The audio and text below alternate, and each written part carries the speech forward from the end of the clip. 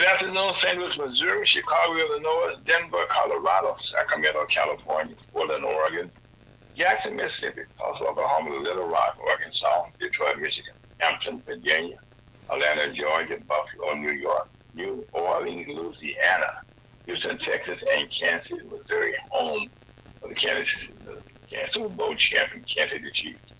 Welcome to lunch with the election conference for March the 4th, Van Newman, 2023. My name is Al Fortune, hosting create a lunch with the election conference with Elder Alan Lyles. How you doing, Rev? Fine. And how's the family? Fine. And Brother Scott, how you doing, sir? Too blessed to be distressed. Well, right now, that's a good place to be, because being distressed is not always a good thing to be. And right now, we'll be, sure like you said, we'll be joined by the CEOs of the National Chamber Congress, Charles DeBow III. But right now, we're broadcasting live on Ferguson USA, HotTarget.com, also on Facebook, YouTube, Twitch, on beautiful North County and North St. Louis City, also from Jefferson County, Missouri. And now, without further ado, we'll be blessed to have our prayer. We can pray with Elder Alan Lyles, who's the pastor of Walnut Park Baptist Church, located 5 for example, that U.S. North St. Louis 63120. And right now, Elder Alan Lyles, who is being our prayer for the week, he's also the pastor of the Walnut Park Baptist Church, located 5 for example, that U.S. North St. Louis 63120. And the next verse you will be of Elder Alan Lyles, pastor of Walnut Park Baptist Church, located at 55. Let me ask you a question, Real. How long have you been pastor of the church there? Huh? How long have you been pastor there? Whoa. I've been the pastor there ever since I've been saved. Okay, my God. Okay. Now that is something else, Real. Okay, I just thought we never talked about that, okay? So we count those years up later on, okay? So anyway. Yeah, see, I was at another assembly, and God sent me over to Walnut Park to teach. Okay. Cause see, I teach leaders. Okay. That's my calling. I'm like Moses them. You know, Moses them taught Aaron and all them, and I'm the same way. Okay. Well, on that note, we have a prayer for today, if you don't mind. Let's bow our heads. Heavenly Father, we continue to thank you for waking us up this morning. And Heavenly Father, we thank you for your death, burial, and resurrection, that we are passed from death unto life before we sleep and after we sleep. We thank you we're already seated in the heavenly places in Christ Jesus. Our name is written in the Lamb Book of Life. And Heavenly Father, I should bless the sick all over the universe, Heavenly Father. You know what to do. And Heavenly Father, pray that we have wonderful fellowship with you and discuss the word where people get a understanding and continue to grow in grace and the knowledge of the truth. In Jesus' most precious name, amen. Amen, Rev. Thank you so much, sir. And again, thank you. Okay, so what you got for us this week, Rev? I'm coming out the Old Testament, and I'm going to be doing some expounding and explaining different things from these scriptures. You know, I ain't got no special subject, but I'm just talking about the future, what's going to happen, what's going to take place. Prophecy, in other words. Yeah. Okay, well, on that note, we should get our pencils out and our notepads. Am I right? Yeah. If you like. Okay, well, wait, I got mine here. I'm learning to do that with you, okay? Go ahead. Okay, the chapter is Daniel, the 7th chapter of Daniel. Okay. And up above it, the title said, The Visions of Daniel. Daniel from 7 chapter from verse 1 to 13. The beast vision of Daniel. Now I'm going to talk about what this vision of the beast of Daniel is. In number 1 said, in the first year of Belshazzar, king of Babylon, Daniel had a dream and visions of his head upon his bed. Then he wrote the dream and told the sum of the matter. See, right here, Daniel was visiting, in Daniel dreams and stuff, he was visiting Satan. He was coming up against Satan now. The people don't really talk about that, but if you look at what this saying, this said Babylon. Babylon is what Satan had the children of Israel to build that tower. That was Babylon. So that's the one they're going to build in heaven, right? Yeah, that's why God told him he going to come down to man and see what's going on. Okay. See, Babylon is the new city. And also it's the new place where Satan going to be there when the Lord come back to take the church out. Before he take the church out, he going to take the church out. But this going to be doing tribulation is Babylon when he going to knock him out of Babylon because he going to be sitting on the throne.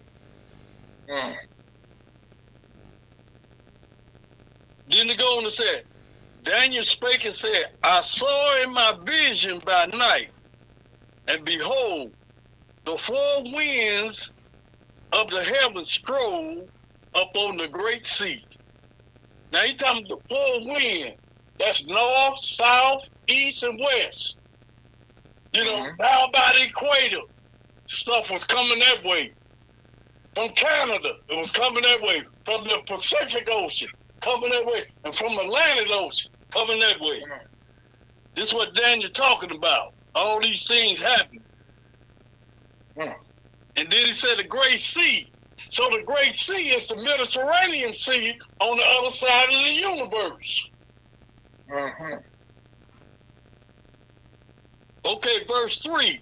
It said, and 4 great beasts came up from the sea, diverse one from another. They were 4 great beasts. These beasts were something else too.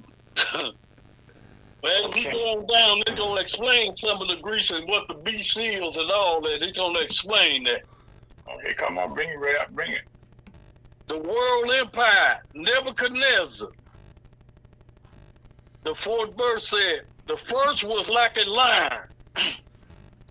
It had eagle wings. I beheld to the wings thereof were plucked, and it was lifted up from the earth, and made stand up on the feet as a man, and a man's heart was given to it.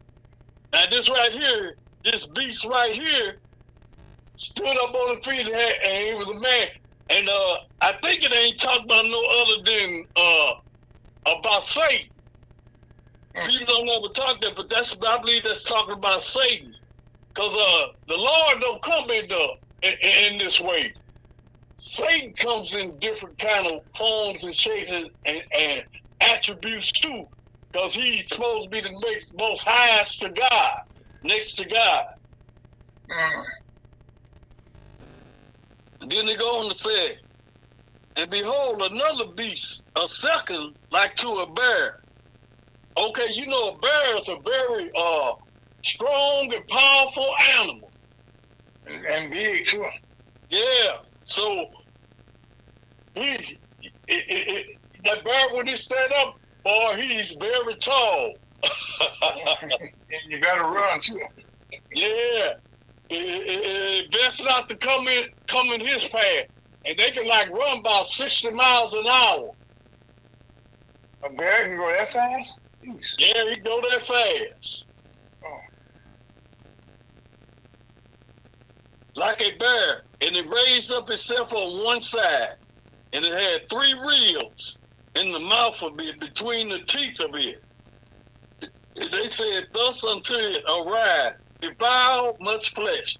That's what the bear do. You know, flesh can be devoured a whole lot of ways by words.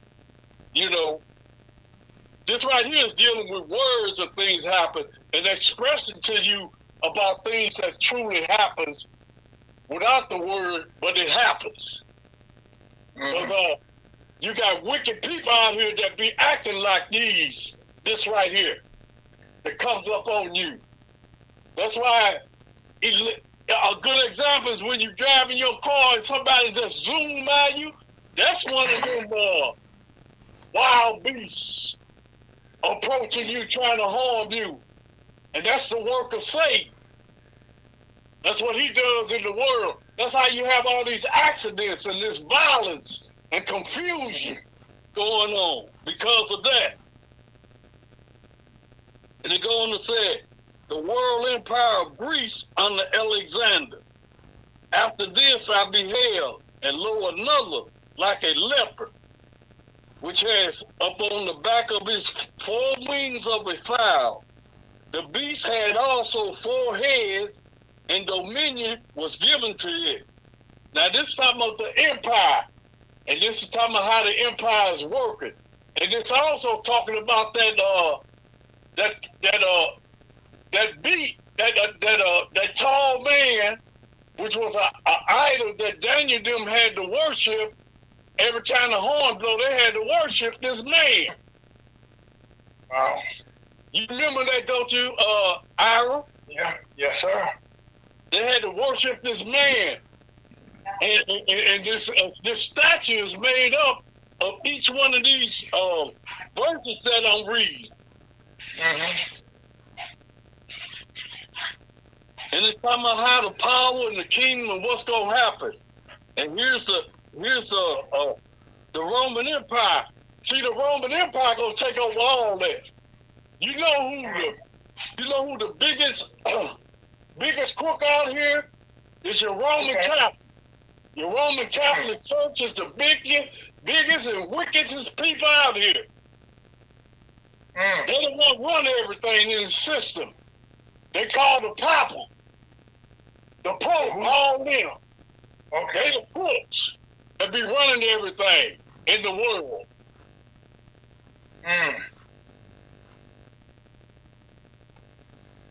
It goes on to say, after this I saw in the night vision, and behold, a 4th beast, dreadful and terrible, and strong exceedingly, and it had great iron teeth. It devoured and brake in pieces, and stamped the residue with the feet of it. And it was diverse from all the beasts that were before it, and it had 10 horns. See, this is the Roman Empire coming back up, and some is dealing with the legs, the feet, all that's dealing with that, where how it works. Then here's something else. Is the 8th verse said, the 10 kings versus the little horn. That little horn there is nothing but the devil. Verse 8, I considered the horns, and behold, there came up among them another little horn, before whom there were 3 of the first horns plucked up by the roots. And behold, in this horn were eyes, like the eyes of man, and a mouth speaking great things. This right here is letting you know that Satan is a man too. That's who the Antichrist is. Satan, he's a man. And he gonna manifest in the flesh. Everything God do, he does. Verse 9. He showed himself a couple of times during the Bible. Showed himself as a man, different things. He showed himself. Yes, he do. And he ain't no man with no red horn, no red long tail and horns on his head. He ain't like that. That's a fairy tale. Or you can say mythology, myth. Somebody imagined it. Then verse 9 said, I beheld. Now this said the vision of the coming of the Son of Man in glory. I beheld till the thrones were cast down, and the Ancient of Days did sit. Now Who is this ancient of days? Jesus Christ, our Savior,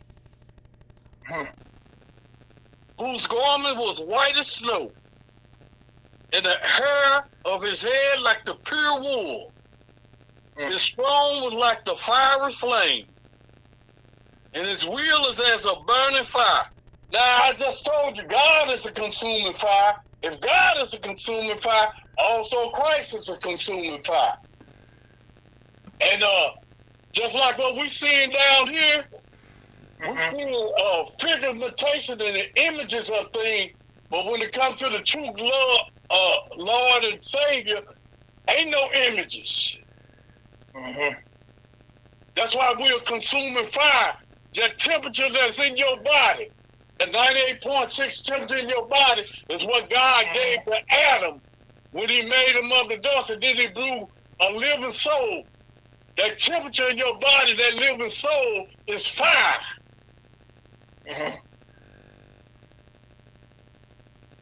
A fiery stream issued and came forth from before him. Thousand ministered unto him, and 10,000 times 10,000 stood before him. Talking about the angels.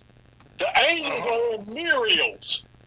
M-A-R-I-A-D-S. Muriel means you can't count them. It's so many. And that's the same way that the mystery of the church of Abraham's seed, you ain't going to be able to count them. It's so many. Him and the judgment was set, and the books were open. I beheld then because of the voice of the great words, which the horn spake. I beheld even till the beast was slain, and his body destroyed, and given to the burning flame.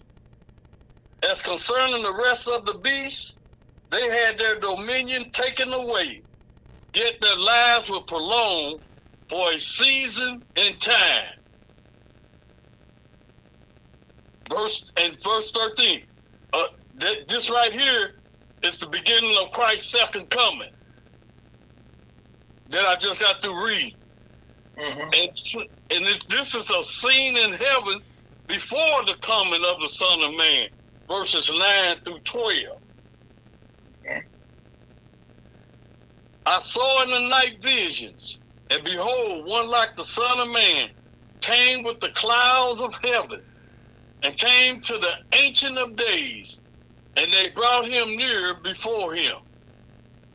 And there was given him dominion and glory and a kingdom that all people, nations, and languages should serve him. His dominion is an everlasting dominion which should not pass away, and his kingdom that which should not be destroyed. I, Daniel, was grieved in my spirit in the midst of my body, and the vision of my head troubled me. I came near unto one of them that stood by, and asked him the truth of all this. So he told me and made me know the interpretation of the thing. These great beasts, which are four kings, which should arise out of the earth. But the saints of the Most High should take the kingdom and possess the kingdom forever, and even forever and ever. Then I would know the truth of the fourth beast, which was diverse from all the others, exceeding dreadful, whose teeth was of iron, and his nails of brass, which devoured, break in pieces, and stamped the residue with his feet. And of the 10 horns that were in his head, and of the others which came up, and before whom 3 fell, even of that horn that had eyes, and a mouth that spake a very great thing, whose look was more stout than his fellows. I beheld, and he came. I beheld, and the same horn made war with the saints, and prevailed against them, until the Ancient of Days came, and judgment was given to the saints of the Most High. And the time came that the saints possessed the kingdom. Thus he said, the fourth beast should be the fourth kingdom upon earth, which should be diverse from all kingdoms, and should devour the whole earth, and should tread it down and break it in pieces. And the 10 horns out of this kingdom are the 10 kings that should arise, and another should rise after them, and he should be diverse from the first, and he should subdue 3 kings, and he should speak great words against the Most High, and should wear out of the saints of the Most High, and think to change times and law, and they should be given into his hand until a time and the dividing of time. But the judgment should sit, and they should take away his dominion to consume and to destroy it unto the end. And the kingdom and dominion and the greatness of the kingdom under the whole heaven should be given to the people of the saints of the Most High, whose kingdom is an everlasting kingdom, and all dominions should serve and obey him. Hitherto is the end of the matter. As for me, Daniel, my cogitations much troubled me, and my countenance changed in me, but I kept the matter in my heart. Amen. Amen. All that is telling us what our future is. Everybody's in Christ. You see what's going to happen. It's a victory. Even before it happens, it's a victory. He already told. He's speaking, then he bring it to pass. Look out! See one thing, Rev. Right now, as we just look around us, things you mentioned there, we say this almost every week, okay, that we live in some crazy. Well, I have to say this, okay. In California, people move to California because they don't see no snow, right? Yeah. And look what happened now. It's snow there now. You got snow there now. I keep telling them that the Lord said the world gonna wax worse and worse. And you know how California is falling off into the sea? Mm-hmm. This is the beginning of the United States not being in prophecy, and it's withering away by the water. It's making the changes. God is making this desolated land. That's why he's going to go back over on the other side of the universe.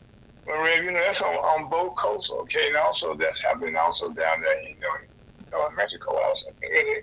But anyway, that's a story for another day, okay, Rev. We want to thank you so much for that message today. That's Reverend Pastor Allen Lyles, Pastor 104 Bible Chapel Church in North St. Louis on 55 West 11th Avenue, and also Scott Owen.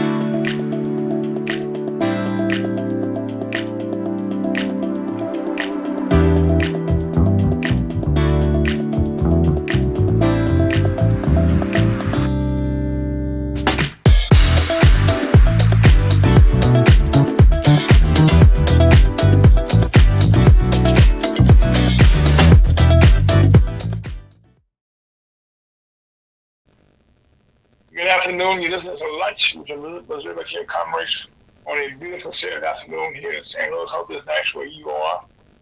We have had some crazy, crazy weather around the country. But right now, this past week, this week alone, we have got 3 high-profile murder cases this week, both in life sentences for the people that did the crime. In South Carolina, down in Waltersboro, South Carolina, you got the Alex Murdoch trial, and this is taking place in the Clinton County Courthouse. He was found guilty after only 3 hours of deliberation, and this trial went on for a couple of weeks now. And his crime was he killed his wife and his son. And at the end of it, this whole trial with him, it was all about money. Here in St. Louis, this has not been such a high profile. We had a murder case here that a reality TV star from Records of Sweetie Pie. I'm going to say that wrong. Records of Sweetie Pie, which had been on the own TV network for a little time here. And it was starring the owner of Sweetie Pie. And one of the co-stars was Tim Norman. He was supporting the program along with his nephew, and he's also a former star. His name was Andre Monroe Jr. Well, in this case, the son of Tim arranged for his nephew to be killed. And again, it was all about some money. He has saved a bit of a high back in March 2016, and he did this have to take out a $450,000 life insurance policy on his nephew. Now, there have been a whole lot of drama in both cases, but at the end of the day, both these men will have their whole life in jail and the rest of their lives. And in both cases, the judge had to make comments saying it didn't make good sense. And in both cases, killing their family members never makes sense to me, really. You know what I'm saying? It made no sense. And in both cases here, when you're killing your family members, and then you're going to try to lie about it, and at the end of the day, you get caught. And so right now, that's going on here in St. Louis, and also in the South Carolina case, you may ask my question on this.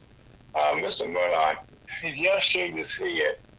As he just went to prison for the first day in prison. Okay, but he didn't shave his head. Now he has, got a bald head. And I kind of know why he has that stinky red hair, and he don't want to see that turn into gray. He's trying to see that stress wouldn't get into him. You know what I'm saying? But again, in both cases, we pray for both the families, and that's okay. And I know, for the father that killed, his son and his wife, that is as wicked as you can get, Rev. Yeah. She brought your babies to the world, and you killed them, and we don't know the reason why other than greed, in both cases. And I know here in Sweetie-Pie, in case she was the front page news for a long time here in St. Louis, that it was all about dollar bills. Greed again. You know something? Yes, sir. Hey, Aaron, these people said the violence, the drugs, and all that caused them to do that. Even without the violence and the drugs, you was wicked. You was wicked, and there ain't them drugs and stuff ain't got nothing to do with the hell that's in you until you be born again to get that out of you. Well, I guess you should say that it's one of those things where the person that's hidden way in you, the real you came out. How do you want to describe that? I'm saying. Now, when he was talking about the person in him, it wasn't him, it was another person. They lied. Oh yeah, you gotta blame somebody. That was him. You gotta blame somebody. Yeah, that was him doing it. That's how wicked man is. Yeah, The man, Bible don't have no respect to person. And the man is wicked. we have another case here, okay? We'll see if we started on this one. Right now, you can vision $1.6 billion, okay, if somebody filed that type of lawsuit against you. And right now, Dominion Voting Systems has filed that type of lawsuit against Fox News. And it's not a pretty picture according to documents that have been revealed this past week. What it does here, the documents show a conspiracy theories about the 2020 election were baseless. But inviting guests who screwed those things on the airways of Fox News, well, the guests came on, saying that right now what they did is people, some places in the country right now still feel almost 2 years later now after the election, that 2 years now, that Donald Trump is still to be president. And we're watching right now all this indication coming out that people are going to jail. And right now, the people that's going to jail, they're going to jail because most times they watch Fox News. They got some type of news out there someplace that told them that it was a lie. They believe that lie. But the person going to pay, let's say you follow the money. And right now, the person responsible for that, okay, the guy by the name of Rupert Murdoch. Now, if you've not heard of Rupert Murdoch, he is the person that owns Fox News. Now also, Fox News is not just in this country, they are all around the world. Am I right? They come from Australia. They got in trouble, the Murdoch Corporation got in trouble over in England a couple of years ago. But they had some falsified. I mean, he also owns the newspapers and stuff. But again, all this misinformation has led to people going to jail, lives being messed up and stuff, all because of a lie.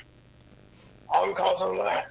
And now I tell people all the time, when you text somebody, when you email somebody, it is like your words are being put in stone. Because they can always come back to haunt you.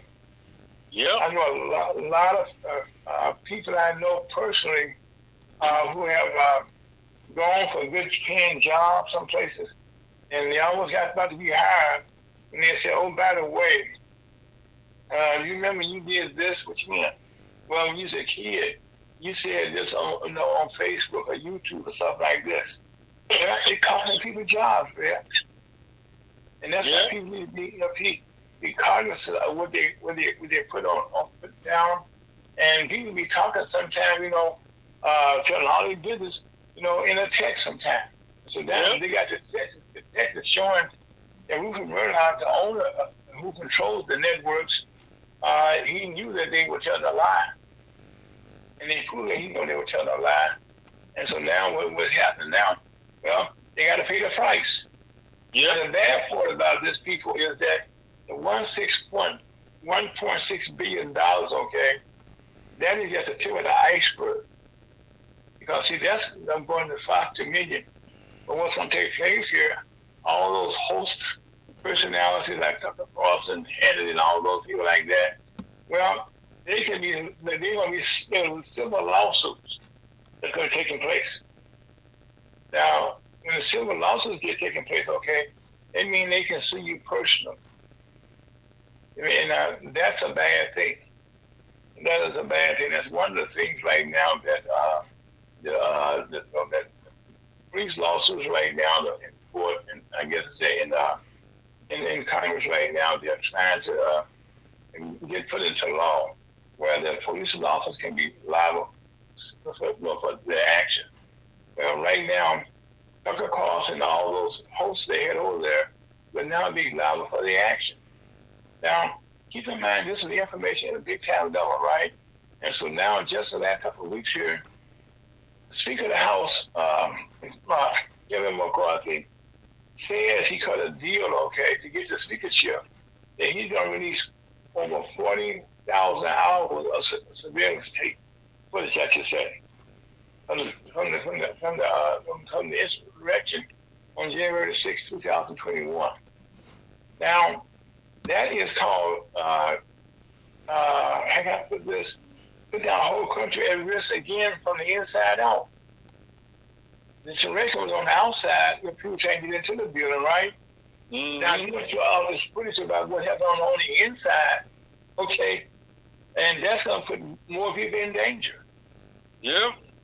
You know, and also put the connecting dots here. This is Fox News in these tapes now, okay? Who was just been, who's in court right now, okay, for spreading the false information, misinformation they call it.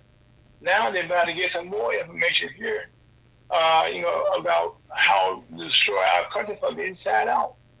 Mm-hmm. And you know, because these people putting people, the Congress people there, the senators, their staff, everyone that which, you know, dealers right now will be able, people from the outside around the world will be able to look at when all the security out, safety out there. So, how you escape? Where you go hide at? All the secrets of the building, of those buildings, I just say. Now, this makes no sense. It makes no sense, all because one man said, if you vote for me, okay, now see, this is the power of one vote, people, okay? Kevin McCarthy needed the votes he needed, okay, because Speaker of the House. And suppose he could have deal, okay, to release these tapes. And remember, we were talking about during that time period, okay, sit back and watch and see what is actually being bargained for, you know, as time comes about.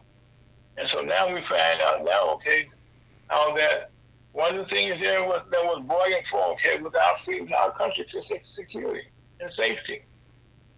And so, but I will say one thing about this now. McCarthy made that decision by himself, okay? But some people in the Republican Party said, hold on a second here, okay? Hold up.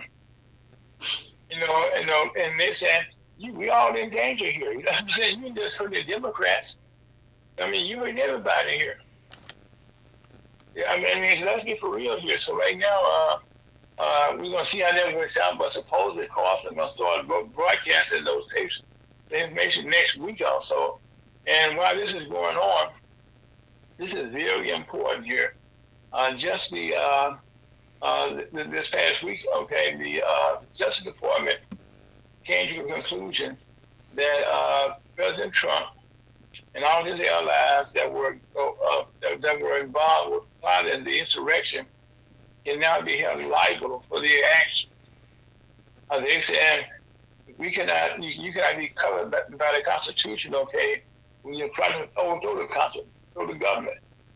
And so now all these people again will be held liable for their actions. And this is when it's going to get real interesting now.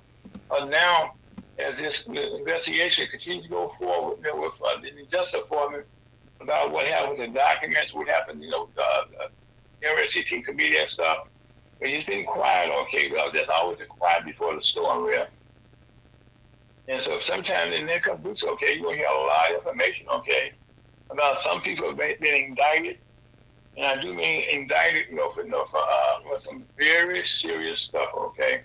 Yeah. It's not pretty, okay? But again, this is our country. We said justice turns slow, and it can be very slow sometimes. And also, we just talked about this. It's not funny, okay, but in Southern California, okay.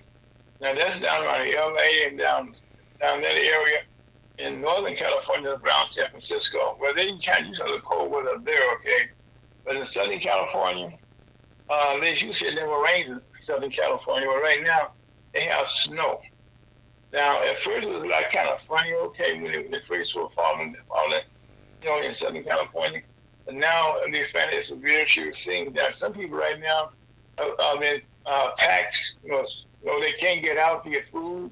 They can't drive because most of the roads and stuff are very narrow, and so you got to get equipment in to dig them out, get them in and out, okay. And in most cases, places like that, they don't know what a snowplow is, real. Yep. They don't have the same idea, you know.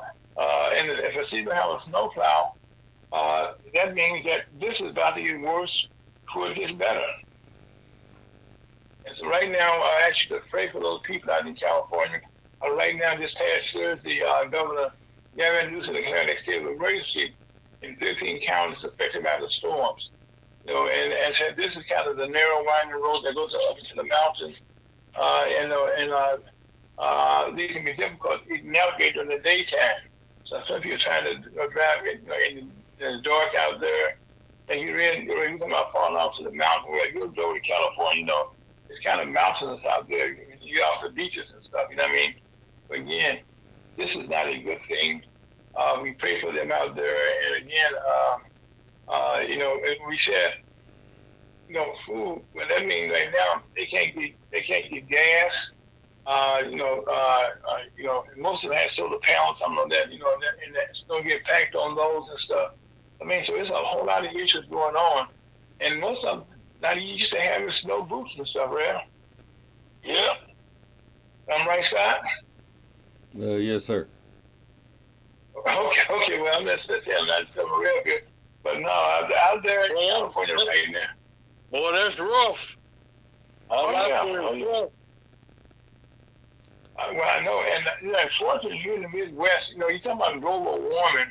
You know, you're talking about climate issues and stuff.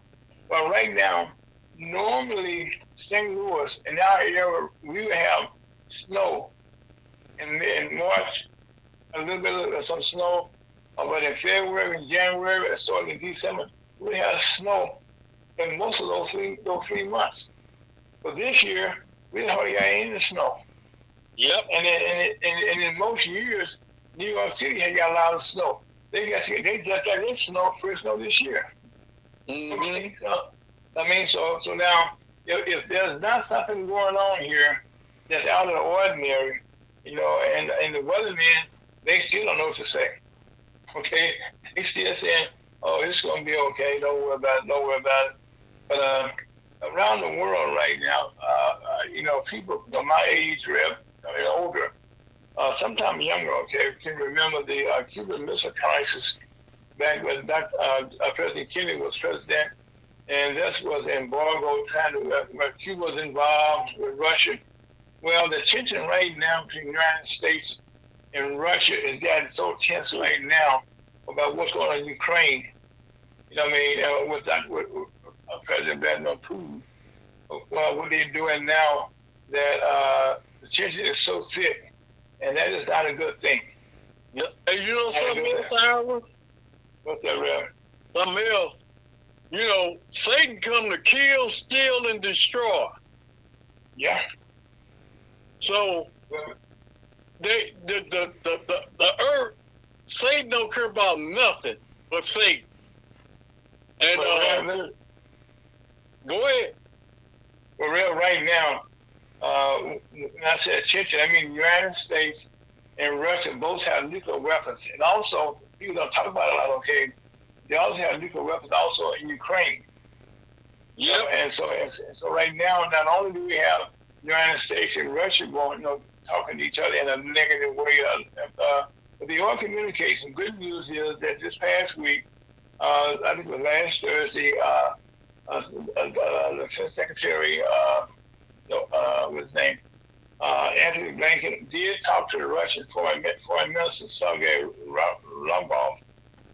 Briefly, they met, and they are talking here. So there is some communication going back and forth. But right now, China is also getting involved with this. And so one of the things that China is trying to decide if they should have Russia. Because right now, Russia is running out of missiles. They're running out of everything. And Ukraine going in, we knew they didn't have this. They have enough missiles just to fight. So there's nothing new about that. So again, please pray right now, for not only just for the people of Ukraine, but also for the church in our country, for our safety. Because when Rev just said, several statements with them nuclear missiles, it can go anywhere just like that. Yep. and that can be a very bad thing. And also in the country, we can't forget about East Palestine, Ohio, where we got those tanks, you know, the toxic stuff is in the air. And just this afternoon, there's another, you know, we talking about the railways having the toxic waste on the railways. But on our highways, we got those tractor trailers going down our always all the time. But one just had an accident up in Maryland. And guess what? They got a big fire. So guess what? That toxic stuff is in the air getting up in Maryland. And you know, and a lot of these regulations that we have put in place to try to make sure that we, you know, that we all were safe, they were rolled back during the last administration. So now rolling these things back to make more money for the railways or the trucking companies, they're making billions. They're making billions. How much money do you need? And how much money do you need? So, but again, this truck, you know, had a crash today. What's happening in East Palestine? But even right now here in St. Missouri, we had a lot of toxic waste. You know, that had been stored here, going back to when they had the nuclear bomb, and the nuclear waste is still, you know, was brought to St. Louis, and right now it's getting into our water system. And that's something that's going on even as we speak. We fight for that. We will have more information about that later on coming up, okay? But also, I would say most times, stuff, the local, you know, anything happens to the home, we can say the employment rate continues to stay steady for the last several weeks, okay? It's still really low, it's not going up.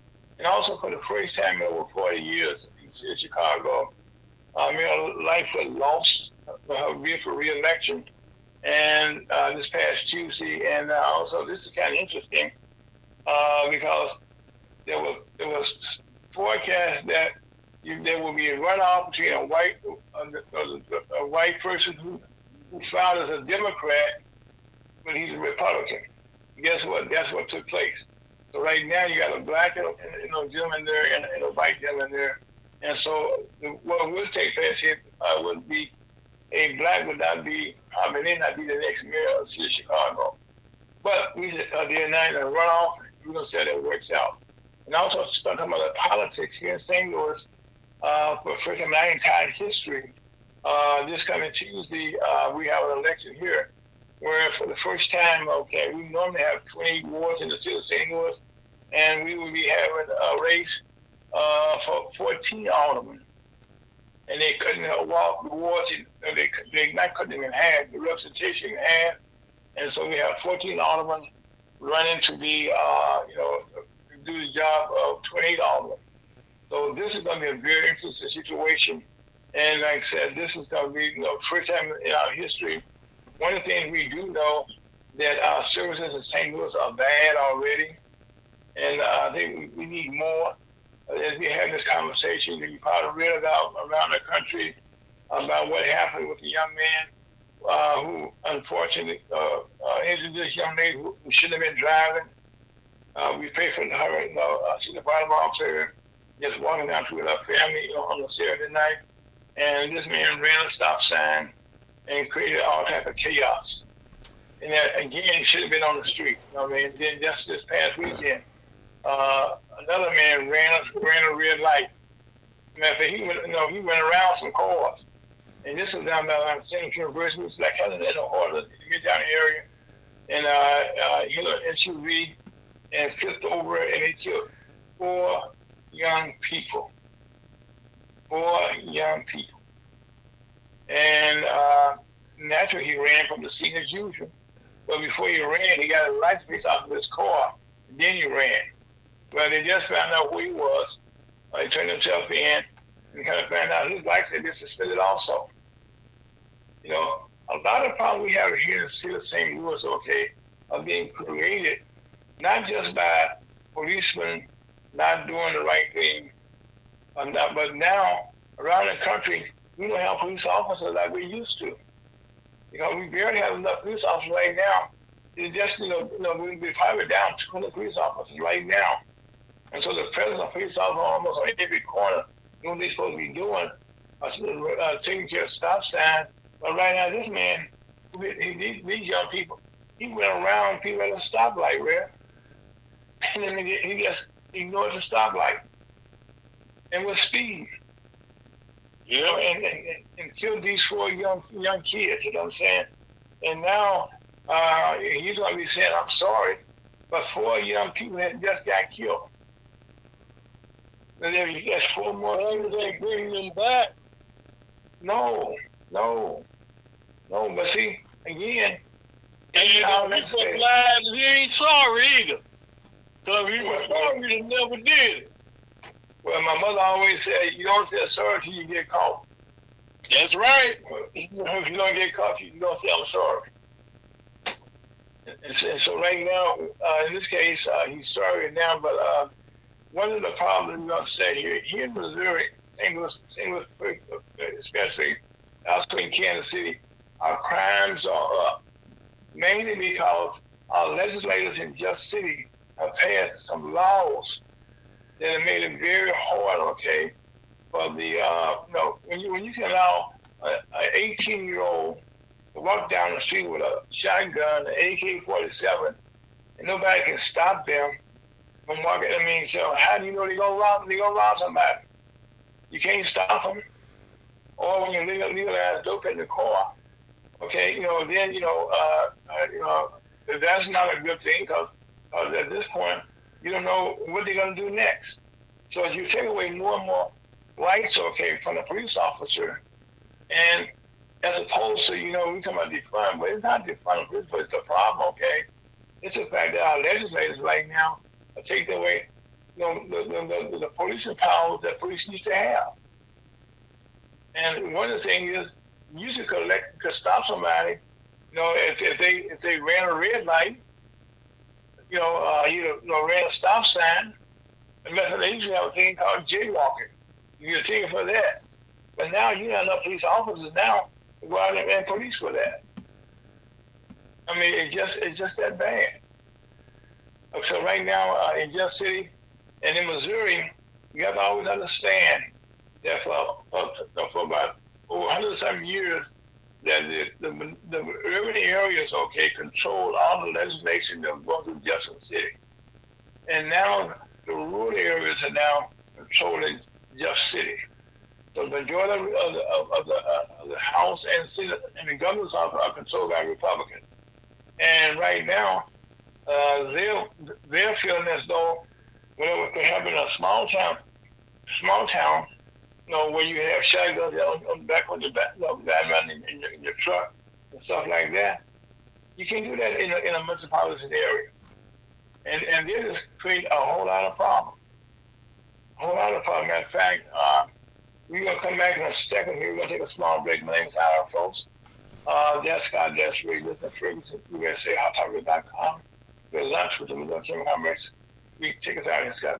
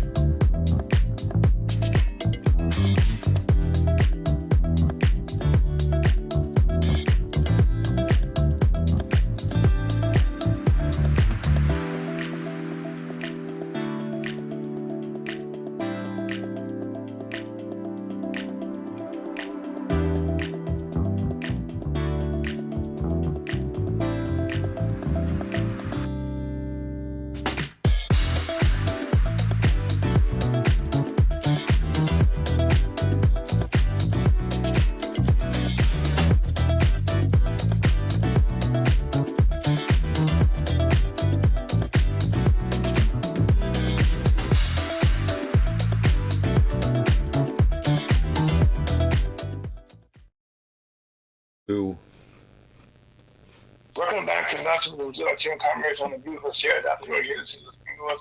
As I was about to say before we took our small break here, in St. Louis City, murder rates and carjacking continue to skyrocket. And that's because a lot of the laws that have been passed in Jeff City, is not where you have gun control and control like stuff like this. And one of the things that took place this past week is that some years ago, people can be prosecuted as an adult at the age of 12. But they changed those laws around and crime went crazy. Again, there are some things that are taking place that need to change, okay? And also a place, particularly with our legislators. And so right now, one of the things I'm about to do now is introduce a lady to you I know very well. You should know her. She ran for the Senate a couple of times, and her name is Coffee Right, but I call her Alderwoman Coffee Right. How you doing, Alderwoman Coffee Right? Thank you so much. I'm doing great. Thank you. Beautiful day in the loop. Yes, it is. Matter of fact, it is. Yesterday, here in St. Louis, oh my God, this time of day yesterday, we were having high winds. I was driving by the end of yesterday, and it was high winds, rain, blowing rain, and it was a crazy day in the neighborhood and cold. Right, absolutely. And the day the sun came out. Yes, sir. I was out Carl, it's a good day for you, okay? Because when you go out canvassing, we got an election coming up in your case. It's coming in Tuesday. So right now, be so kind. Tell us first of all a little bit about Coffee Right. Now I know we talked a little bit about your ran for office several times before. So tell us again about yourself and how you decided to run for alderman in the city of St. Louis. Hello, everyone. I'm Carla Coffee Right. Most people just call me Coffee. And I ran for U.S. Senate twice. Came in 2018. I came in second place out of 18 candidates, and I was number 2. Came in second place. In 2022, I ran 34 candidates, came in 4th place on the Democrat ballot. Now I'm running for alderperson, and the reason why is because it's kind of the same as the U.S. Senate as far as writing legislation, but it's for much smaller areas, for a ward, about 7,000 to 10,000 people. Well, now 20,000, actually. 20,000 people. It's changed, the new 11. And I'm an advocate, an activist, as well as an organizer. And so, therefore, there's a lot of changes that need to be done, a lot of things that have been overlooked with in St. Louis, and especially the north side, which is predominantly black, African American. And so, therefore, with that being said, we in mostly all urban areas, realistically, all over the United States, we've always, been overlooked. And so, with that being said, I decided to run. I'm running. My platform includes home repairs for all. They have a few home repair programs, and the top, 30, 40, 50 people, first come, first serve, get all the work done. And so I'm not, I'm for everybody getting something done and starting with the outside. So I know, it's only so much money, but if we focus on just the outside where people's homes are being written up by inspectors, violations, and next thing you know, they take their homes. We have vacant homes everywhere, which becomes vacant lots. If you just do a little bit on the outside of everyone, which would be chip paint, gutters, tuck pointing, and things like that, then everybody can have the opportunity to save their home. Also, I'm really strong about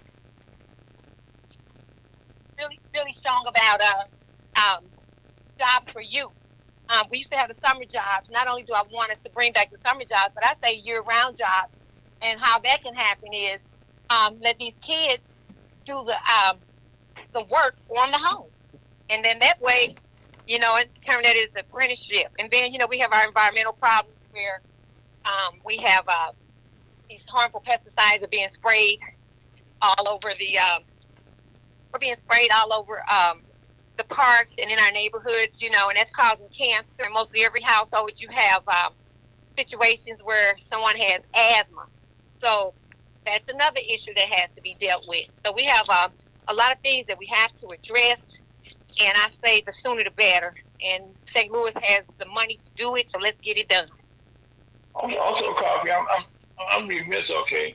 What high school did you go to? I went to Beaumont. Okay. Yeah, and hi. Yeah, and So are you on campus today by chance? You say what? Right. Are you on campus today? I didn't hear you. I'm sorry. Are you canvassing today? Are you outside knocking on doors? Yeah. We're out here canvassing. I'm sorry. We're out here canvassing, and also we have a press conference that started at the same time as this interview, and I apologize. And so we're this door here. Thank you, and we're speaking on behalf of they're trying to terminate our circuit attorney, Kim Gardner, and so it's just another way of trying to take power, and keep us in poverty, and so therefore I'm fighting for that. It never stops, and so much going on today. We got a big rally going on where the Arab store beat up a young boy, beat him bad, and so that's going on. It's a lot going on today. But meanwhile, Okay. No, where's that called? That's over on in Jennings, West Larson and Jennings.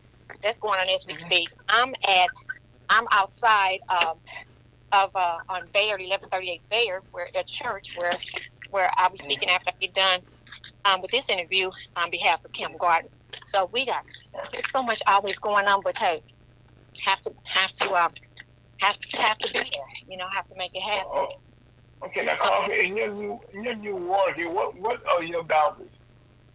My boundaries are Shoto and Vandervander, the the east side of Vandervander and Shoto, to the going down to Natural Bridge, all the way down to Natural Bridge and Fairgrounds Park. Take that up Natural Bridge, take it west to Marcus, go around Marcus down to Lee, wrap around O'Fallon Park, come on down Grand to Natural Bridge, take Garrison all the way down to Martin Luther King, pick up Jefferson, and right back at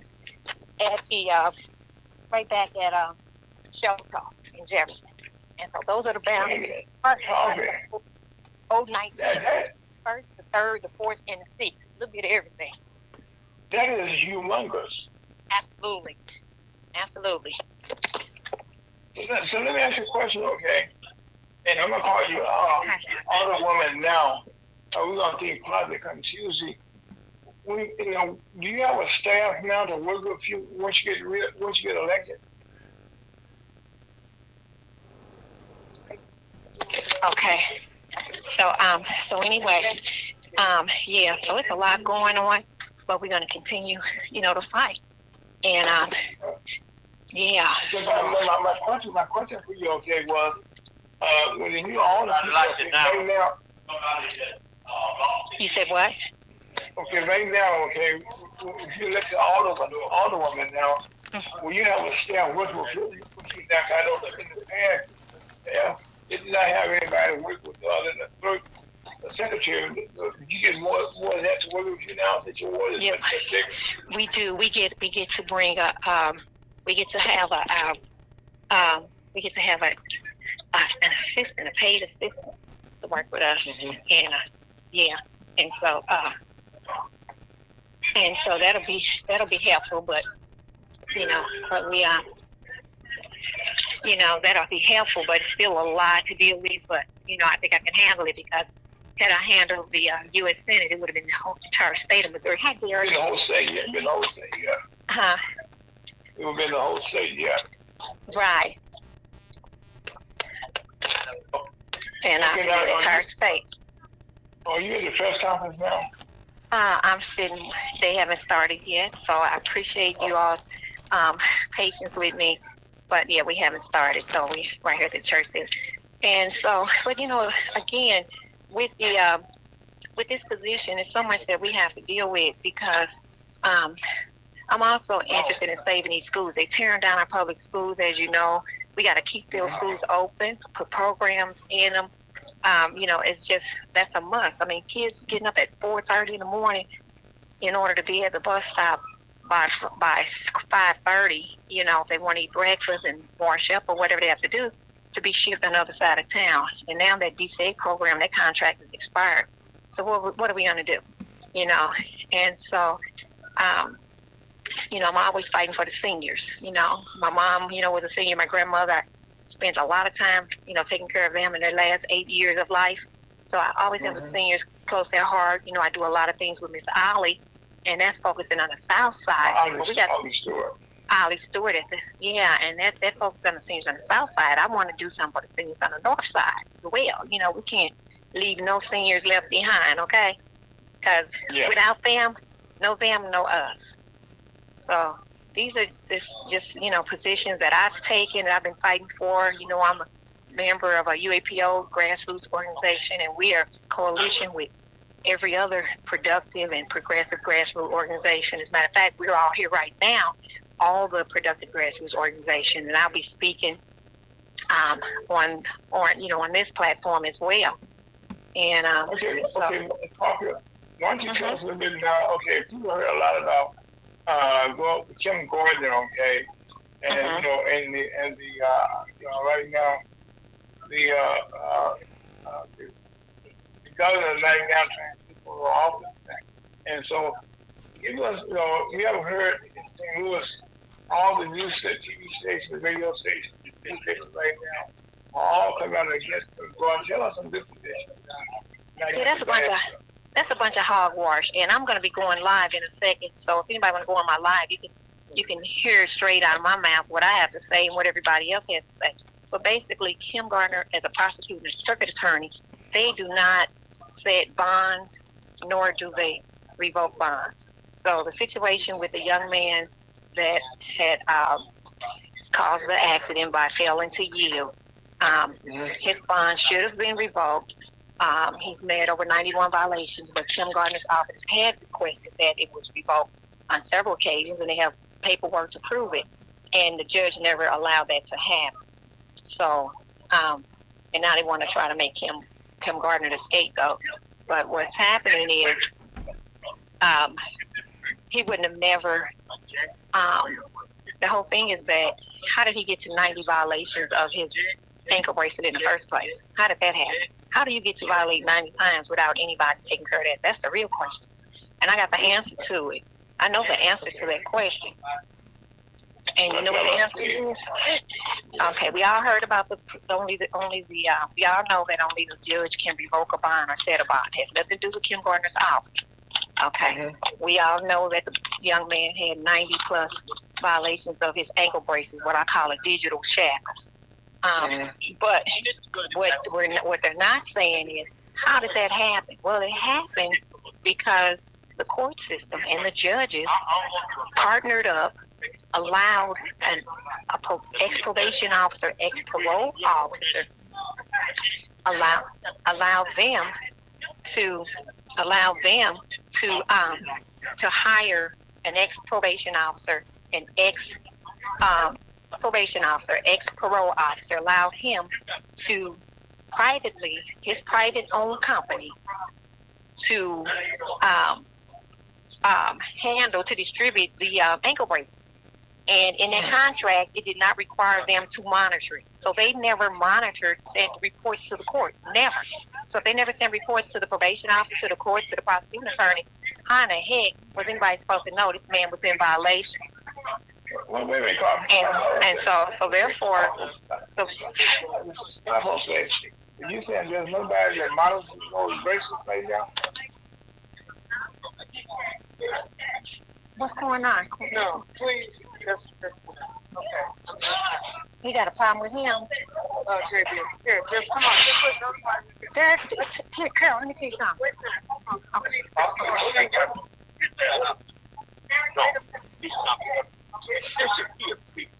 I'm sorry, they having some technical difficulties, and my question to you was, okay, you saying that there's nobody that monitors?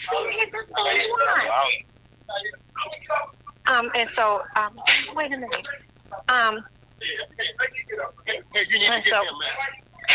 So anyway, I'm sorry, they got some things going on. It's getting pretty rowdy. But anyway, the bottom line is the monitoring, so-called monitoring company who issues the ankle bracelet had never, who issued the ankle bracelet never made any reports, and that was part of the contract. So they made over $11.9 million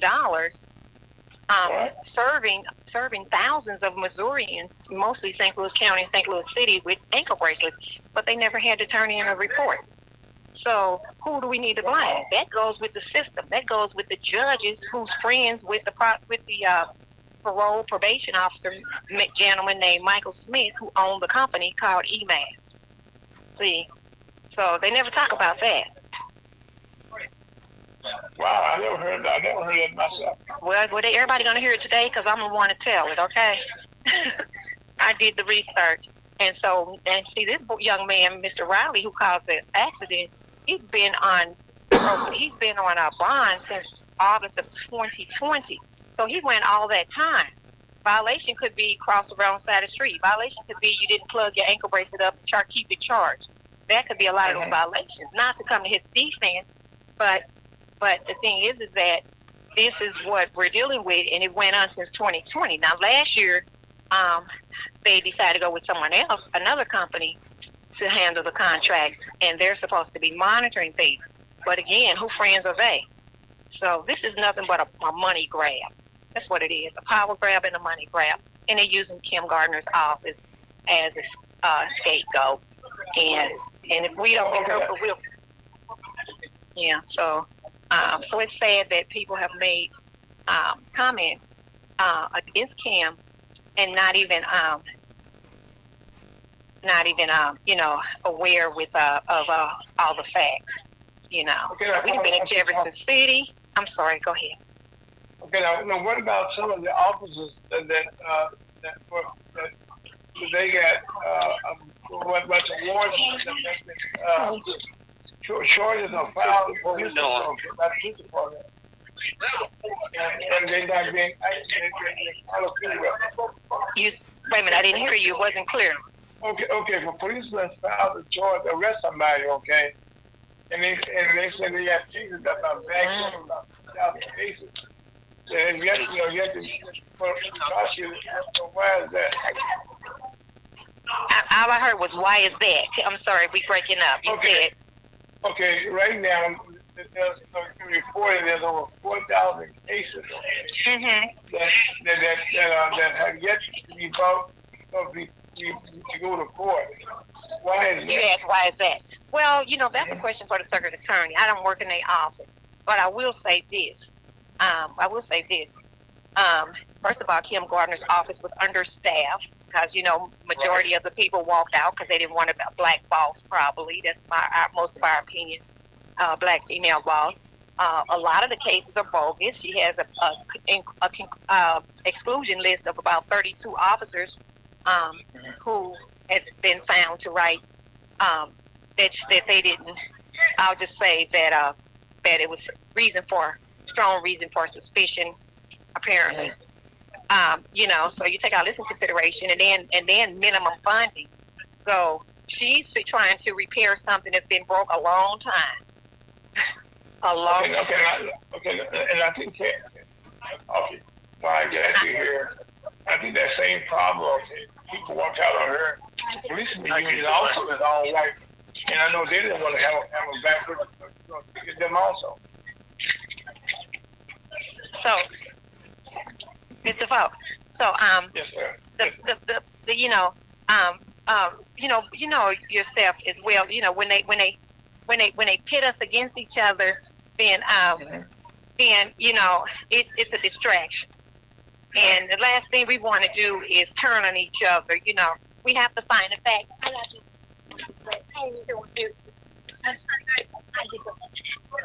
And so that's the last thing. So we. Okay, what do we need to do, okay, to get you in office on next week about your campaign? I need everybody. I need everybody to if you know anybody that lives, how y'all doing? If you know anybody that live in the 18th ward, I need your support. I need you to spread the word. I need you to get out and I need you to get out and make sure you vote, because in the last election, 76% of the people didn't even get out and vote because they're sick and tired of being sick and tired. And when you're sick and tired of being sick and tired, then when you're sick and tired of being sick and tired, then sometimes you don't do nothing. All right. Okay. Good job. And so anyway, and so that's what we need. We need people to get out and vote. We need people to spread the word, because we're tired of the power always winning. We're tired of big money always winning, And so my opponent, I'm only running against one person. She definitely has way more money than me, but more money don't mean you're right, and don't mean your heart is in the right place. And so she's never been out here. Nobody knows about her other than, her friends and some of the people in the ward, because this is her 5th time running. She ran in September after John Muhammad went to prison, so she took his seat for about 4 or 5 months, and that's about it. I wouldn't say she's never done anything. I don't know what she's done, but that's just the thing. We ain't never, nothing that, she's not in a grassroots organization. She's not known for fighting for the people. People know where I stand. It's no secret. It's no secret where I stand and who I stand with, and I stand for it's for the people. They asked the question, well, who are your friends? And she named a couple of politicians that everybody ain't the happiest with right now. But I'm not going to be naming dropping names on politicians. I know all the politicians. I know all the grassroots people. But who my friends are the residents. And it's way more residents than there are politicians. Our job is to do our work in the best interest of the residents, point blank. That's it. Okay, now, one of the people that are real, well, right now, the level ward, you said 18 ward, November ward, that is exclusive at 18 ward. No, this is 21st. I'm gonna have to see. Right now, this is not a good time for you to be talking. And I know you actually can't hear me. This is a combination of the 21st, the 19th, the 4th, the 6th, and the 3rd. And so it's a little of all 3 of those. It's called the New 11. Yeah. And alrighty. Well, if everybody want to jump on my Facebook Live or jump on Real ST Live or jump on your website, you'll be able to see moving forward today, my next move, and hear me speaking again about the situation with Kim Gardner, as well as I'm out here every day. I'm outside every day, all day long. If you listen, okay, we had said this interview, I guess, last month, okay, for all this situation right now. This is why, always in the middle of doing stuff, okay, because you don't in the community, and this press conference, this came up in the last week or so we thank you also for taking the time and trying to do what you got. Tell us some people that's at the press conference. Tell us some people who was there. Huh? Tell us some people that's at the press conference. I can't hear you, I'm sorry. Tell us some people that's at the press conference. Oh, Zaki Baruti, and I'll send you the list, and it has all the people names on it. But Zaki Baruti, Riddick is here. Attorneys from Kim's office, Amir Brandy, Jay Ozier. It's so many people. Can I send you the flyer, and maybe you can just read it off? Sure, do that. Okay, I'll send it right now. And thank you again so much for allowing me. I think my turn is up. Okay. Okay. Speak about us also. I will. I spread a word about you all, Ferguson, USA. And again, please get out and vote on March the 7th, Tuesday, March the 7th, as well as Tuesday, April the 4th. It's so important that you vote both elections, family. Really, really, and be sure to please vote Tuesday, April the 4th. But try to vote on both elections, because one is the primary, one is the general, and we need to win both, but we must win the general. So again, I'm Carla Coffee Right, family, and that's right, I said it. Thank you, everybody, so much, and thank you so much, Mr. Arbor. Okay, thank you, Doctor. Thank you. Okay, bye now.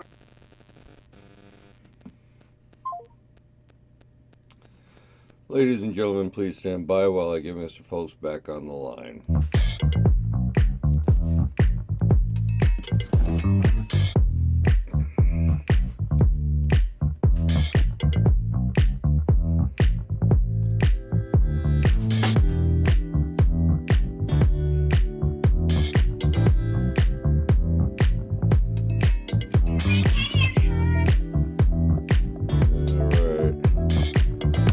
back on. Yeah, 5. okay, Scott. No, hold on, get real, Scott. Let me get real. Hold on, get real, okay? All right, get rep. Okay, hold on a second. Get real.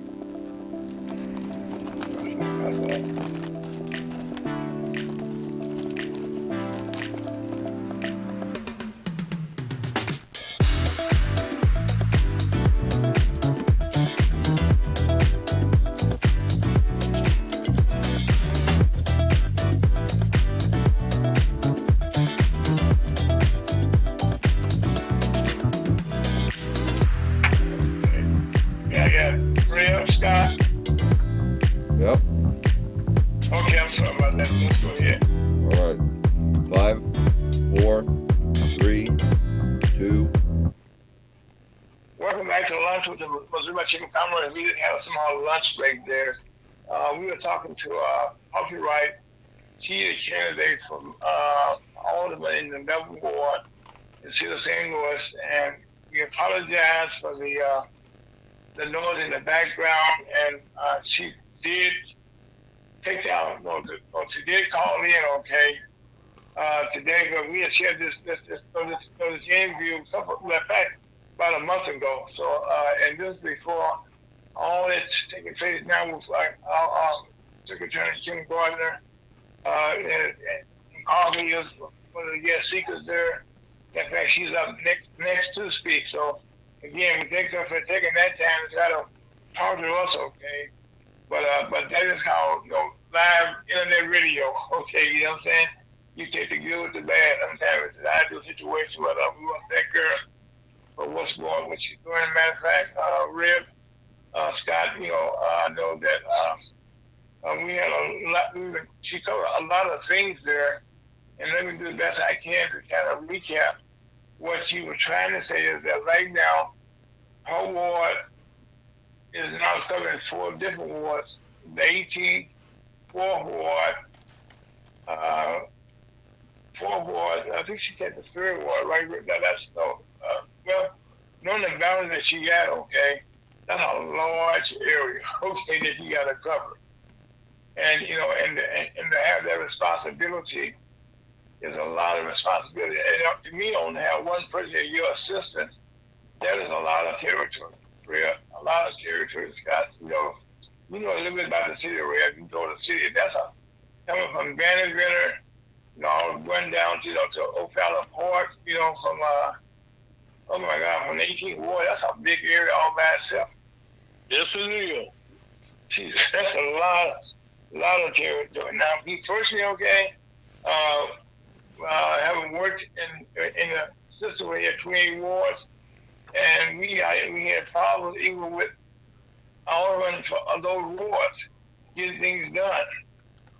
And so now to have this take place, okay, but again, somebody passed the laws there, they made them, you gotta work with them. But anyway, you listen to Ferguson, you can see hottarget.com. My name is Aaron Folks, that's Scott Forever. So let's kind of give you an update on right now the flyer that's taking place up in Frederick City, Maryland, and said, again, the tanker truck kind of it's on fire. You can see the smoke for miles, and they said it's no political at this time. And they always tell you in the news at this time. But right now, you can see the smoke that's going up. That's a lot of black smoke, right? And Scott, you and I both know black smoke does not mean that's good smoke. Well, it does mean the Pope hasn't been elected yet. Yeah. Who is it? What you said, Scott? I said it does mean the Pope hasn't been elected yet. Right, yeah, well, no, Scott, that's a good one there. I got to give you credit on that one. Well, we'll say one thing, though. With all these hazardous materials that's being created, because even with our cell phones, when we get new cell phones, the old phones can't go to the dumpster like they used to do, because all the stuff that's made out of, and they become hazardous waste.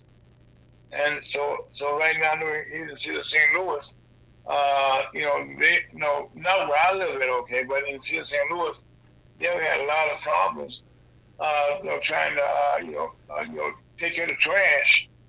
I know they did start a system where they had, trash, for regular trash and one for, reusable, I should say. And so the trash pickup in the city of St. Louis has been a problem for years. And it's gotten worse, it got better for years now, but that's just one of the problems. And also, as you go through this, what we're going through now in St. Louis, the problems of communications is a main problem that's been part of the city problem for years. And so we hope that Coffee can figure out a way, to do what she has to do. But one thing for sure, being in a lot of places at one time.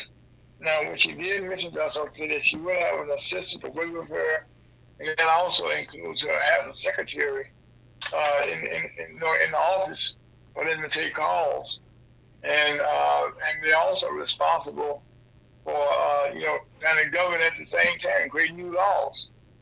And I think one of the problems in the city of St. Louis, in fact, I know in St. Louis was, the job was years ago, the commitment was very functional, and the commitment job was to make sure your trash is taken care of, making sure, the street was clean, stuff like that. Well, a man by the name of Ben Shangle, years ago, he kind of took away the power from the commitment, get into the alderman. Well, Ben Shangle was married a long time ago. And he's a good guy. I know him very well. I worked in his office, And at that time, I think that was a bad idea then, because the commitment is the one that's responsible for getting you elected. And he's the one that's going to talk to you all day long. And the legislator is the alderman, and their job is to be at City Hall, talk to the people about laws and stuff like that. But also they have the job of maintaining your house at the same time. That's what your ward is, actually your house. This has become somewhat chaotic, and I kind of see things getting a little worse where it gets better. But that's just my personal opinion. And also, one of the things that's taking place today on a national level is that in Washington, D.C., there's always something going on in Washington, D.C., okay, but they have the CPAC convention going on, conference, I should say, and that's the Conservative Political Action Conference, and it's taking place now. We have obviously all on TV and the news, and different speakers, that's House Representatives, candidates, Republican candidates, President. At the end of the day today, you have former President Donald Trump will be the guest speaker, and they call it a keynote speaker, and he'll be speaking now. But so far, you you try to keep track of what's going on. It's been kind of confusing, all the issues that's going on. But if you can, watch it as much as you can. I tell people all the time, be you a Democrat or be you a Republican, you got to watch out and listen to what is being done. But at the end of the day, okay, you you're spending the dollars that you pay for their sandwich, what they do.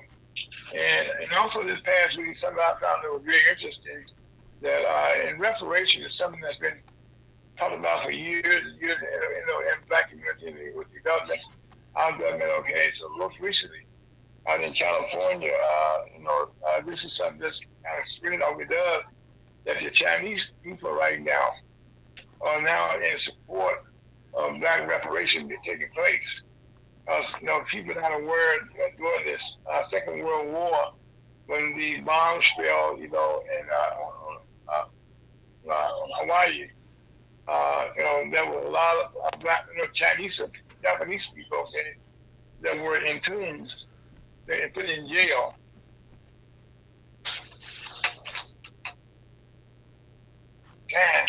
But now that they got $20-some thousand, but now they're supporting getting the black reparations. So that is a good thing there. But again, there's a lot of things going on. But I think one of the things that dominates the news was the trial in South Carolina, and why there was so much kitchen page to this Murdoch case was that his family, his grandfather, great grandfather, had all been working at courthouse. As a matter of fact, this is kind of unreal. They had to remove his grandfather's picture from the law in the courtroom. That's how. But again, that's Southern Carolina law, different than in the whole world. But guess what? I'm happy to say we have now the next half hour. Our Honorable Chuck DeBow III. How you doing, Chuck? I'm doing great. Good afternoon. Hey, Chuck! My Reverend. Okay.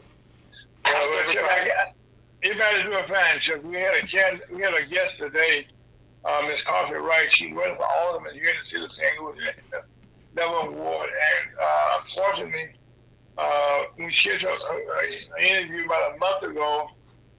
We was not aware that here in St. Louis, you've been heard of this, where you are Kim Gordon, our city attorney. Is right now there's some people that are trying to have her removed from office.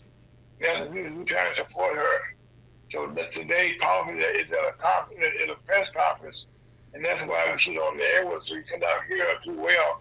So right now, that was our guest for today, so kid you had to leave us on today. So now, having said that, so let me ask you a question I hadn't asked you before, okay? And I just noticed this recently. Chuck, you are the third, right? Right. Okay. Why don't you tell me about your father and your grandfather? Those two.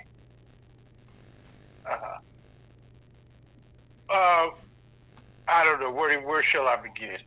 What would you like to know? Well, okay, you're the third, okay? Yes, Tell me sir. about number two and number one, okay? Well, number one is my grandfather, and we're all from Indianapolis, Indiana. Mm-hmm. My grandfather was he was a very proud father, husband, black man, coming out from the post-slavery days in a environment where black folks had a lot of pride. And even though he was his job, for the most part, he was a shoe shine boy.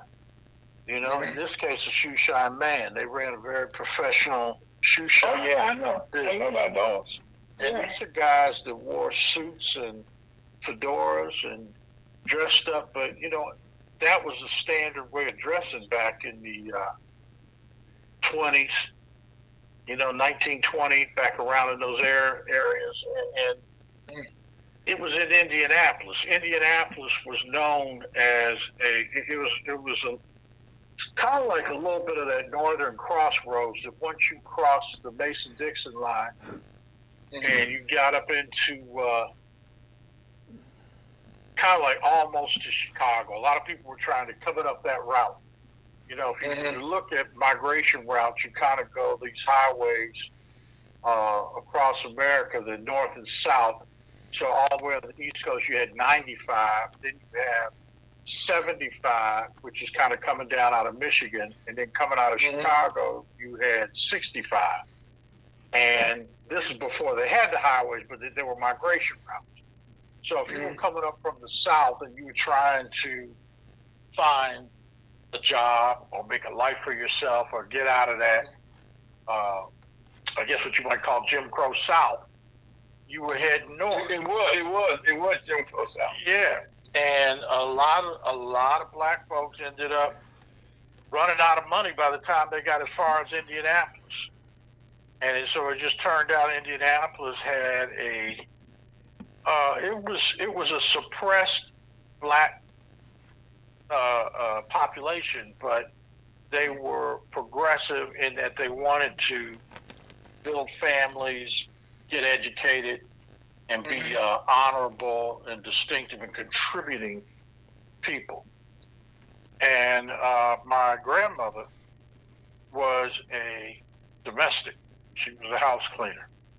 And but they would surprise you because they were both very intelligent. They were both prideful and had ambitions for their children. So there were two kids and my father's friends. So this was Charles DeBow Jr., who was my father. Charles DeBow Sr. Is my grandfather. And my grandfather had been in the military. He was a Buffalo soldier. Okay. And so that military service ran in the family. And before that, which unfortunately I don't know a lot about my great-grandparents on my paternal side, but I do know they came from Tennessee, and they were Huguenots. They were French. My last name is DeBow, D-E-B-O-W, and it's French, not Creole or not from the New Orleans version. These were true French, and they were military people that were related to Napoleon Bonaparte. And as the generations evolved, they ended up in Indianapolis. And it's a funny thing about it was that my father's father and my mother's father both at one time or another shined shoes. And they went on to make very credible, distinguished lives for their children and family. My father was a product of that, kind of like almost what we've seen now, that generational thing where you want your kid to go to college, you have every opportunity, you want them to do things. So my father was in the ROTC in high school, and he excelled at it. He was very good at it, and received some awards and recognition for it. And he was athletic. He ran track, and he went to Hampton Institute, and there was a government program and this is back, where everything was segregated, and so they had a program there where you could apply for. It was a experimental type program, a prototype, and it was civil defense, and they were training. They were seeing who might want to learn how to fly a plane.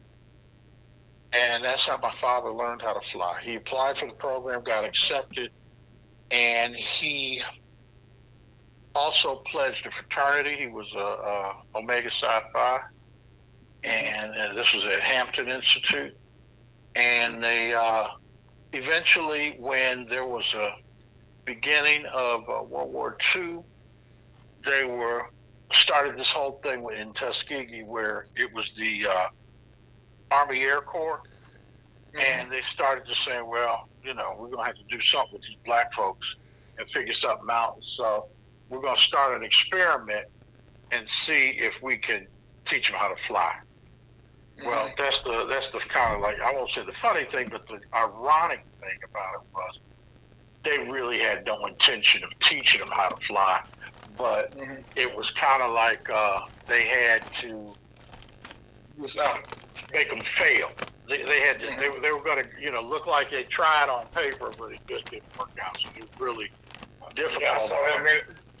And I forgot how many people applied for the program, but let's just say it was 70 to 100. And they and they washed out all but 5. And my father was fortunate, was one of those 5. But that common denominator is that all 5 of them already knew how to fly before they got there. And that was the real factor, because it wasn't so much about teaching them, it was like trying to give them stuff to do that they couldn't do. And as much as they tried it, but that was how it began. And out of that, there's all these trials and tribulations, and similar like the way the movie Red Tails always showed, they didn't really get into the real origins in the beginning as much. But they trained and trained and trained, and finally they said, okay, we're going to send y'all overseas. And then they sat overseas for a while waiting on an assignment, give them something to do. And they try to just kind of like, hey, y'all in the military, y'all over here, you got your little unit, and, just stay out of trouble. Don't get in the way and stay over there amongst yourselves. So it was still very segregated. And so they would get little, and this is just me saying it. I don't have exactly, they were given them tactical type missions. Go bomb a bridge or stop this train, or we need this road blown up. Those kinds of things. And they were doing that, and they're very good at it. And it just kind of evolved to the point where occasionally one of them might get involved with a dogfight or getting involved with some other things, but it was never like an assignment or a mission. It was something that just happened, And then there was one pilot, I can't remember his name, but they were coming back, just like in the movie. They were coming back from a mission, and they were flying over a body of water and saw a ship down there, and decided that they had ammunition left, and they were going to go down there and attack this ship with just machine guns. They didn't have any bombs or anything, which was really unheard of and kind of crazy. But this crazy pilot, as well as the Tuskegee Airmen, he attacked that ship, and they actually sunk it off of machine gun fire, which was unprecedented. I mean, it might have happened before, but this one made history because it was a Tuskegee Airman, because he was not assigned or told to go do that. And he looked at what they were doing. Yeah, it pulled off some stuff. So then you had this whole thing with these bombers, because there was like heavy duty bombing going on after Germany had just bombed day and night England. And once the United States entered the war, that's one of the first things Churchill said: we need support, we need help. And they were just eating up the supply lines, the U-boats. And so they had them run. Well, what was happening was that bombers were getting eaten up. And they're like sitting ducks. They're like big fortress flying across there in these Messerschmitts. And it was slow. Yeah, these German planes would come through there and just light them up. And so sometimes the escorts and the protection that they had would just leave them. You know how they say never leave your wingman? Well, their assignment was to protect these bombers. And the bombers were saying, we're sitting ducks up here. We don't have the proper support. And they were saying, are there any more planes? Is there anybody left or anything we could do? And they said, well, we got these black guys over here, these Negroes, and we could try and find something to do them, but we're not going to promise you anything. Well, that's where they got together. It said, General Davis was the commander, was the leader. He was a guy that had gone to West Point, and he was in the Army, and his father was a general, and they made him the leader of this group, and a lot of it had to do with his military upbringing.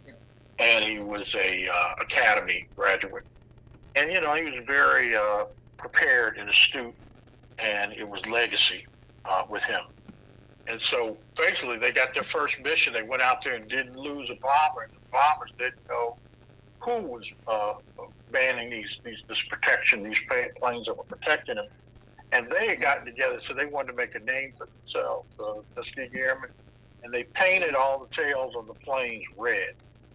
And all these bomber pilots knew is, we don't know who they are, but their color was red. They were red signal. We don't know. And eventually they found out that the black guy and everybody was amazed and befuddled, and basically just said, "Well, whoever they are, they saved my life." You know, once you go through all the dynamics, all the semantics of it, say, well, in the end, I get to go home to my family, or I may get to go back and do it again tomorrow. On another issue, before that, they were getting eaten alive, and a lot of people being lost, shot down. And so that's how they started to become, if you were being protected by them, the odds of you coming back from your mission were much, much higher than if you didn't have that particular group of people protecting you.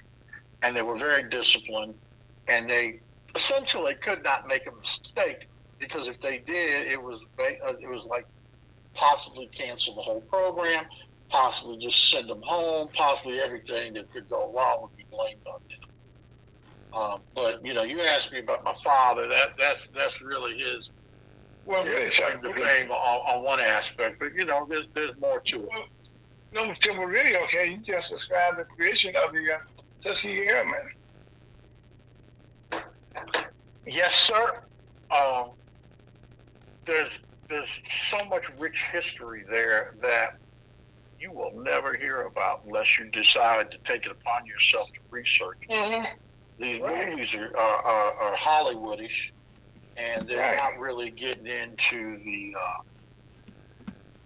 They want to tell the story and just kind of make it seem like it was all an action movie, but it's really about segregation and racism.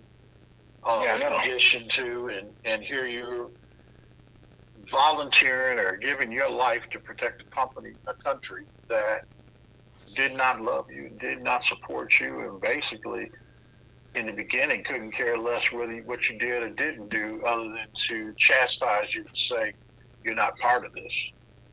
You know, Chuck, in the same case, okay, my father fought in the World War I, okay, but he could not fight under the American flag. He had to fight under the French flag. And they went around black folks, to fight. So I can relate to it. Anyway, we both have some legacies here. That got us where we are. But anyway, having said that, Chuck, you are now the CEO of the Missouri Chamber of Commerce. Tell me exactly what all that entails. Yeah. So that was a lot of people know the kind of like the general story about how the war part played out. But if you notice, that's where the movie ends. Mm-hmm. They're not really even showing them coming back and what happens when you get back from the war. Oh, no. You know, a lot of us have an idea what it was like, or know somebody that went through what it was like coming back from Vietnam. Oh, yeah.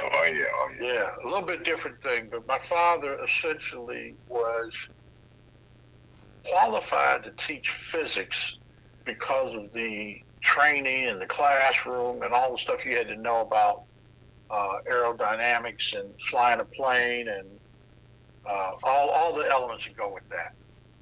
But nobody wanted to hire him. So if you go through and kind of study each one of the guys and where they did, some of them had family businesses, some of them started a business. Those that didn't start a business basically had to do whatever they could find. So on one hand, they came back as heroes and they saluted them, but didn't nobody want to hire them. Didn't nobody want to give them a job. So it was supposedly done as an honor. But my father, when he came back, they made him, they gave him a job. I shouldn't say they made him, but he needed a job. And he was offered a job being a chauffeur for Mrs. Lilly. This is the Eli Lilly Company, which is probably one of the biggest companies in Indianapolis, but certainly one of the largest pharmaceutical companies in the world. And he just did that for a little while. And he had various jobs, but he loved education and he loved to teach. He went back to school, got his master's, and he taught at Indiana University IUPUI campus, Indiana University, Purdue University in Indianapolis. So they had a joint thing there. And he did that for a number of years. He worked at various jobs in the school system, and was really just, and that's kind of like when I was born. I really didn't know all this other stuff. I knew him more as kind of like a gentle guy that was very pro-education. And my mother also has her master's degree in education. She was a school teacher.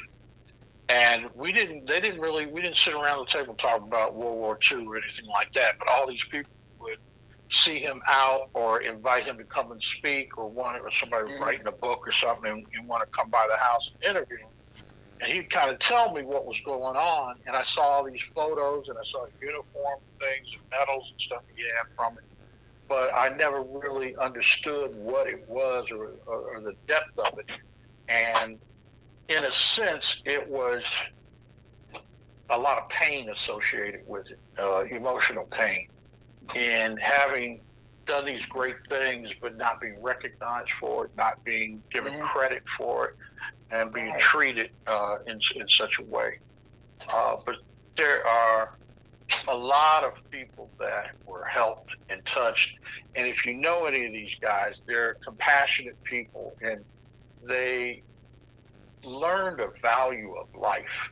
See, one thing about pilots, even though they're out there shooting, pulling the trigger, shooting bullets and doing that, it's not hand-to-hand combat. So you're not really seeing the people that you're killing. But a lot of the guys that were in the military, that, you have let's call it the reasonable man. The average person in society is a reasonable man, raised within a certain moral and standards and fear of God. And in that, you have some standards. But when you're forced to go out and, like, Muhammad Ali talking about, go kill somebody that you're not really sure what you're killing them for or what you're doing. And they're saying, well, we're defending democracy or capitalism or any of these things they tell you, but it's really some politician somewhere. I mean, World War II is a little bit different, but a lot of this stuff that's been happening since that time, are questionable or marginal. Are we going after somebody's oil, or what is really behind it? And, so there's a lot of dynamics there, but it has a lot to do with, they call it the greatest generation. All those people that were fought in World War II, and the economic revolution, the industrial revolution, everything that happened after that, as we became a productive society, and they ramped up production. I mean, I'm sure you had the same experience in St. Louis, particularly, but when the steel mills and the industrial commerce really flourished and took off, and that's kind of like back that invigorated that migration route. People were coming to the big cities for jobs, and it had been that way. But after World War II, it really was at almost like the all-time high. And then there was the GI Bill, and the baby boomer generation started, because everybody came back, was having babies, getting married. And, if you were fortunate enough to have survived the war, you just praise God to be alive, and be able to come home and try to partake upon a normal life. Well, Chuck, you just gave your father, the respect, that he had that guy before. Did you know that? I don't really think of it so much. No. You don't, okay? I'm saying you don't, okay? Yeah, I understand. I'm saying, when you listen to this tape, and I send it to you, okay, you understand more about what you just did. Yeah. So you end up carrying a lot of it's a burden to bear, and that's kind of like how we get into this. We find ourselves in this nonprofit space where we're trying to help people. Yeah, we're trying to help people. And I have never seen it ever, and couldn't imagine that same way. I mean, it's like you don't believe what your eyes are seeing, but you got to realize your eyes are seeing what's real, and people don't care. I mean, it's a lot of people that have been conditioned by society that, you know, there's a reason why there's all these homeless people. There's a reason why are we as a country so far in debt to have little to show for what you spent your money on? You know, where did it go? What are we doing? Why do we have so many homeless people? Why do we have food insecurity? Why are we having these issues with this education? Why are, infrastructure, bridges falling down, police? I mean, you name all these ills of society. Well, there was a time where they would have a program that would be set up and designed to counter that. And it was measurable. It worked, and things were there, and it happened. Gentlemen, it's 2:57. Okay. Wow, time flies, doesn't it? Yes, it does. I'll just get going. I'm talking about you really, okay, you just told a story, okay, that all those generations, mind you, results, okay, they were programmed, they were created, okay, they made people become productive, okay, when their bodies will be unproductive. Okay, what you just told. But anyway, they have to see what's going to happen with this aspect you come with this week we can go about. Man, we're so excited to have this the vision forward.